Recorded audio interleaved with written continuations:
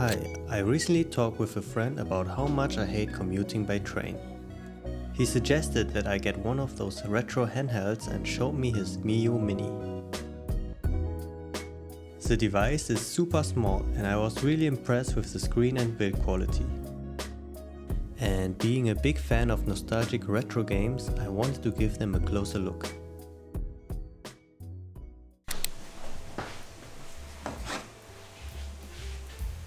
At first I tried some emulators for my smartphone. The games were running fine, but I really missed the physical buttons. So I decided to get a dedicated device for classic games.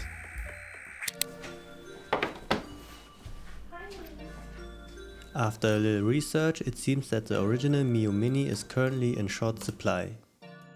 However, I was fine with getting a bigger one, so I looked at the Miyoo Mini Plus. But after seeing a special deal on the R36s, I thought maybe I should start with the most budget-friendly option. Perfect.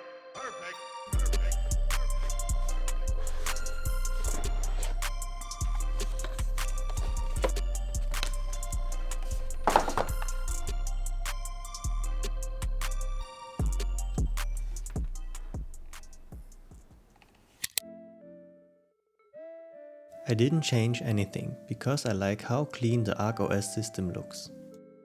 After I tested some of my favorite games, I found that most of the games are running flawlessly. The device only struggles with a couple of PSP, N64 or Dreamcast games. But for this price, it already exceeded my expectations. The buttons are indeed a little bit stiff, but for me it's not that big of a deal. What I really dislike are these shoulder buttons. They are very clicky and loud. So maybe it's not the best device to use at night. I even turned the power indicator to red, because the blue one was way too bright.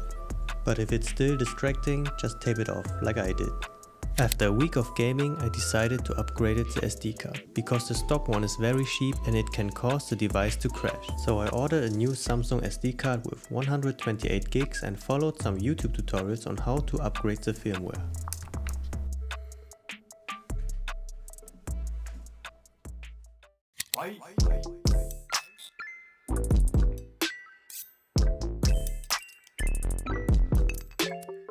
And this is what the updated version looks like.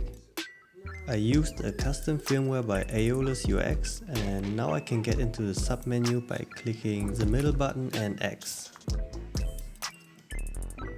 As you can see, there are a lot of things that you can customize, but most of the time I'm only using the save files.